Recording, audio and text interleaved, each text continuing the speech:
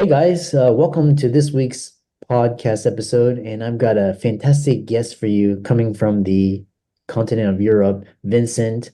And he's got a lot of interesting ideas around psychology, mindset, personal development in a company or an organization. He kind of took a entrepreneurial route as opposed to talking about the traditional. He's talking more about the meat of the subject, and I'm really happy he's the author of Work Like a Warrior, which we'll talk about. And I'm really happy to welcome Vincent to the show. Welcome, Vincent. Well, thank you so much. It's really a pleasure to be here. Thanks for inviting me, Christopher.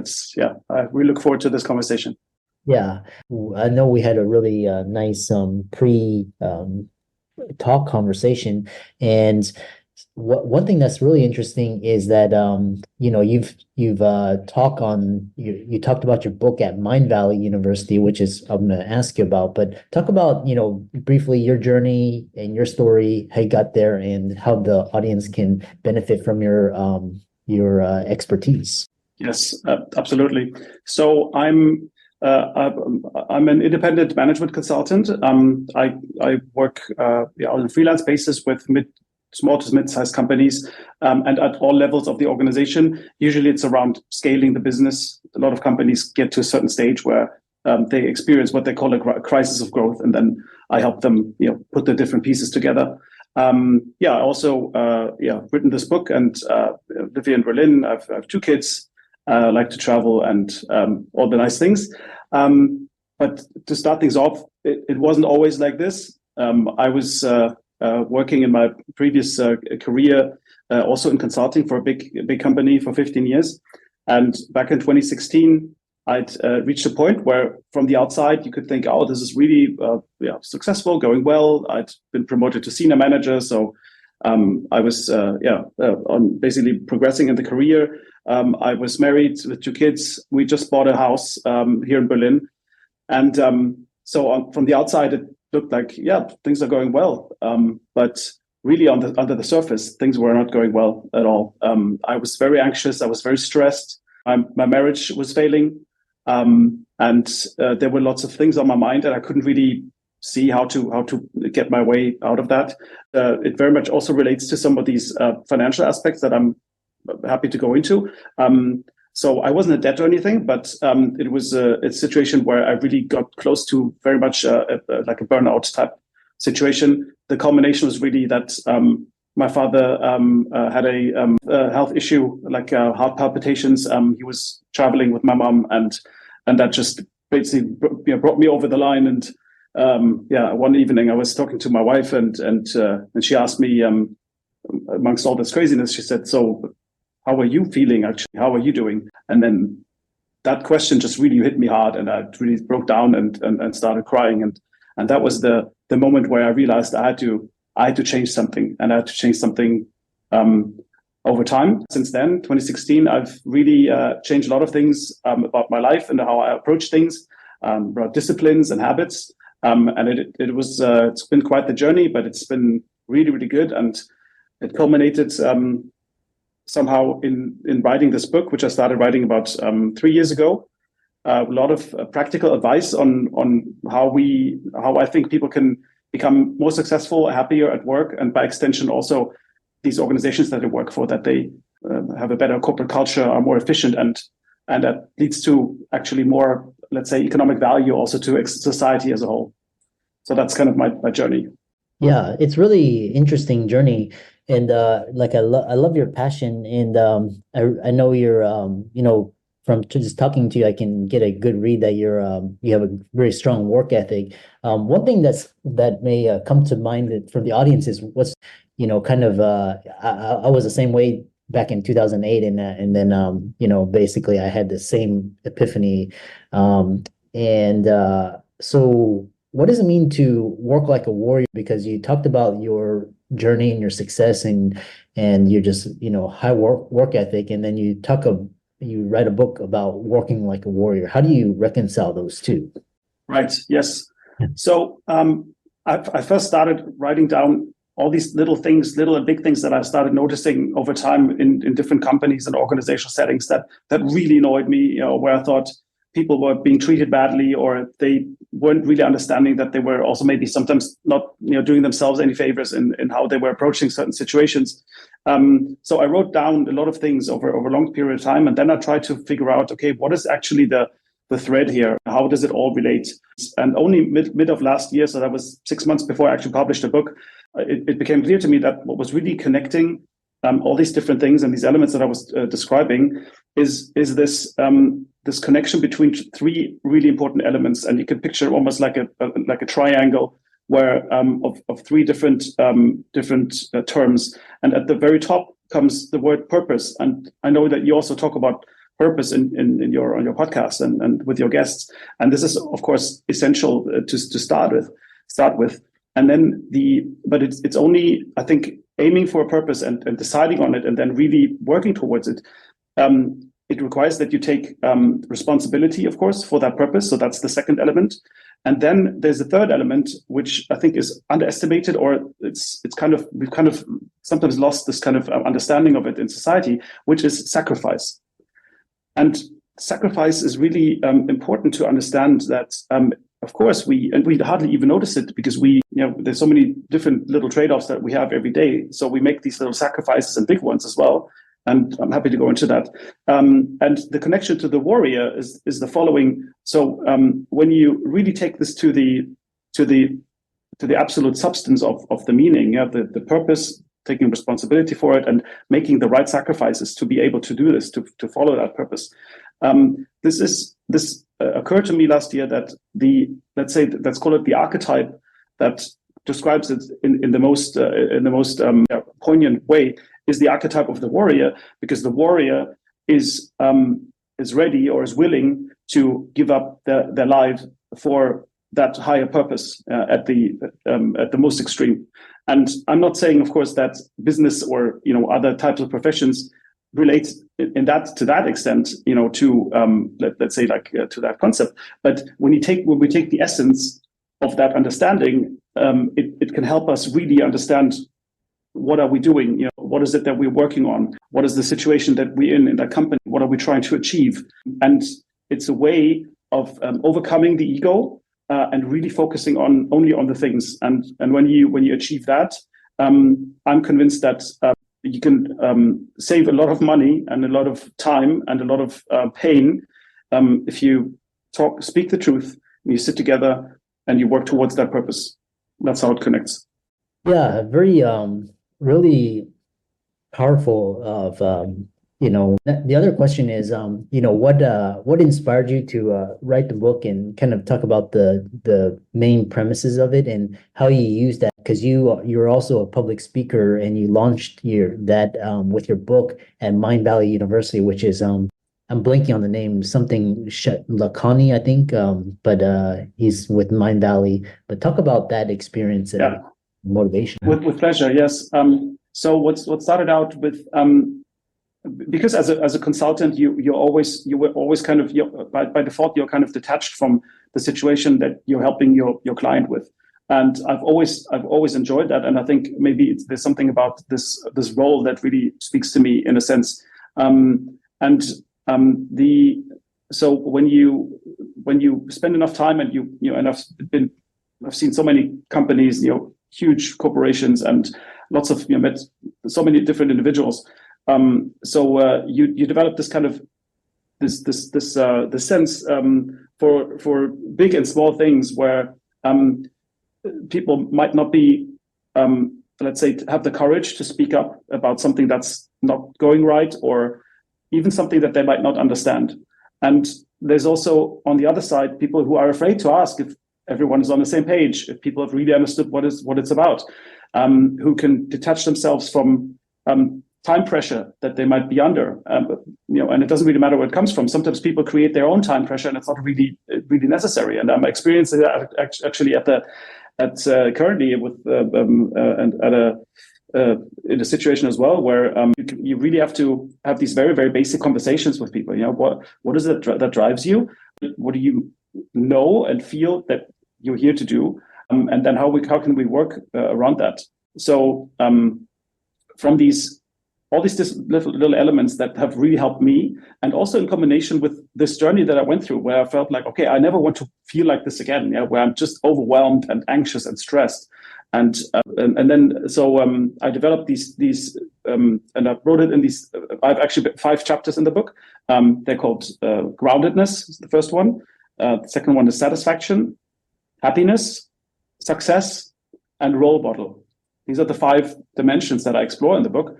And they are not necessarily a sequence, but deliberately I chose groundedness as the first element to really explore how we can get grounded and how we can, from that space where we can feel calm and safe and at ease. We can really understand, okay, what is it that we actually want to do and focus on? What is it that's necessary? Yeah, so it's from that perspective. And my intention is really to help people develop that kind of a healthy distance between the situation that they're in, but also to help them observe their own behaviors or their own actions and also their own inaction. And that's what I cover in more detail in the book. Yeah.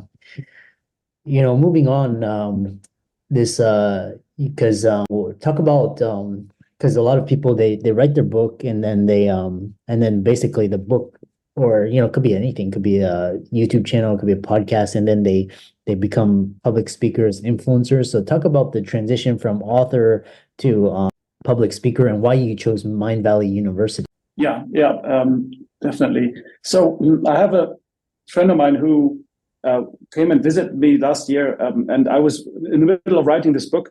And it's so interesting how sometimes these situations come together. So he had just been to that place, and Mind Valley it's actually more or less, for the most part, it's an online platform, and it's focused on personal growth. And it covers lots of different dimensions, everything from health to topics, to relationship topics, to business topics, all kinds of things. I've never been directly involved, but he stopped by Berlin on his way back from Tallinn. This is because it was in Estonia, and he told me about it. And as I was in the middle of writing the book, and I remember distinctly this almost exactly a year ago that I felt like, okay, I think I really have something here with the book.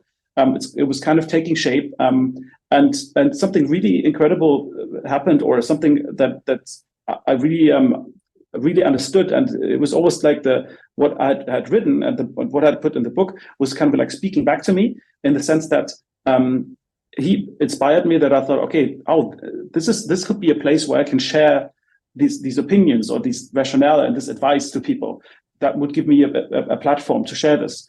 And that was the one inspiration. And then secondly, I felt like, okay, what do I actually need to do to finish this book? Because writing isn't easy, and fitting it into your other responsibilities it can be really a challenge. So and for sure it was for me as well. And then I went back to this one element that I cover in the book, which is it's actually a subchapter called "Make the Right Sacrifices." And I thought, okay, really consciously thought, okay, what are the sacrifices that I have to make if I want to finish this book by Christmas, by the end of the year? And I'm a very outgoing person. I really love being with people and going out and having fun and all those nice things. And then I thought, well, maybe or probably I knew I have to question myself and say, okay, maybe I have to sacrifice that. Maybe not exclusively, but really sacrifice it and focus on writing the book. So, and that's exactly what I did. Instead of going out for dinner on a Friday evening, I would go to bed early in the evening. Next day, get up early, meditate, go to the gym, so to really get grounded, and then go to the university, which is right around the corner from where I live here in Berlin, because there is no distraction. I could write. So this is really an element to actually be able to finish the book. And focus on that purpose. Yeah, so that goes back to that concept. And then what you asked about this transition to this speaker topic, I've always really been interested in public speaking, but I've never really had a reason to do it. At work, of course, as a consultant, you make presentations, and that can be also quite exciting. But with this topic, of course, with this book, it's something that's really close to my heart. And this was quite the experience, because I had applied to Mind Valley. And this is really the great thing about this, what they call Mind Valley University, which is it's actually a 3-week a program in Tallinn, but you can only go for 1 week. That's fine as well. So I chose to go for the first week, and then they invite people to basically co-create this experience. They invite really impressive speakers and professionals, but they also they really want to experience and encourage people to take that next step and to really try and approach that shift. So they invite you to do a workshop or to do a speaker slot. And even if you don't, if you don't get one of the official ones, you can create what they call tribal events, where everyone is in the same space. It's up to 600 people, and you can just invite people to say, "Hey, well, I'm going to be at this cafe. I'm going to read something from my book, and I want to have a discussion if you like." So people are really open to sharing. They really want to see if there's synergies around this. And long story short, my initial application to speak was actually rejected, and I was feeling a bit I was disappointed at first, actually, of course.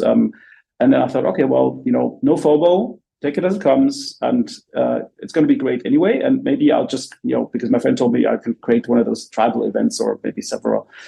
And then on the Tuesday afternoon, I was sitting in a session about qigong, which I've never taken part of before, which is quite fascinating. And I got a message from the organizational team saying that a slot had opened up the next morning, and whether I would like to have a 20 minutes speaker slot. And of course I said yes, but at the same time I was getting so nervous. It was crazy. It was really, I was so excited. I mean, I knew that I really wanted to, and I was going to do it, but I didn't have much time to prepare. And also there was I had a birthday dinner that I had to go to in the evening as well. And funnily enough, and this kind of brings it all together, at the end of the day, it's exactly how it made sense to actually speak about the book, because when you don't have much time to prepare for these kind of things, I mean, I was basically forced to use some mental shortcuts to develop a right outline and remember the key parts that I want to talk about, so that I could actually speak freely in front of this audience. I knew exactly how to start it. I knew exactly how I would end it. And the middle part, I developed basically an idea. These are the key elements that I want to do, and these are the stories that I want to tell. And I just went for it, and it was it was an incredible experience. And it really freed me to explore this more. And I think this is actually also what led me here today, because I'm now feel like with this kind of experience, I feel much more comfortable talking about this and sharing these pieces of advice and this story. Yeah, what a fantastic story. And there's so many questions I have. How can people contact you and follow you and reach out to you and check out your book and so on? Yes, absolutely. So my book is available on print on demand or as an ebook on Amazon. So if you type in "Work Like a Warrior," it should come right up. I'm also on Instagram. The handle is I am Vincent Gressieker. And I think we can probably put the details also here in some kind of notes or anything.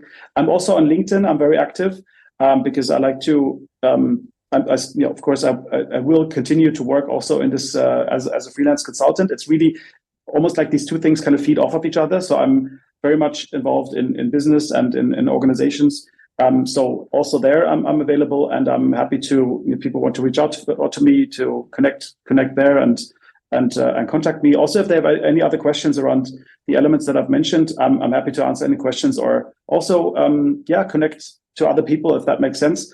Maybe a comment also regarding this whole idea of groundedness. This is actually what I also said at Mindvalley when I started the talk, that groundedness, there's an element of financial security in there as well, which I have some pieces in the book with some concrete examples as well. But there's also other elements I think that people can explore where I'm not an expert. Let's say meditation, qigong, sports, yoga, other types of grounding exercises or frameworks. So I'm really not an expert, but I can just encourage everyone to look on YouTube. There's so much great stuff out there by so many great people. And maybe as a final comment, I think what's really helped me also is to develop going more into the Stoic kind of ideas, because that really helps you also to get grounded. So I think I went off track a little bit with this comment, but yes, I'm on LinkedIn. I'm on Facebook as well. I'm on Instagram. The book is available on Amazon, and it ships everywhere. So yeah. Yeah, excellent. And yeah, for all the audience, let's thank Vincent for coming on, and be sure to give his socials a like and follow. And thanks so much for coming on. Thanks for having me. It's been really a pleasure. And yeah, all the best to you.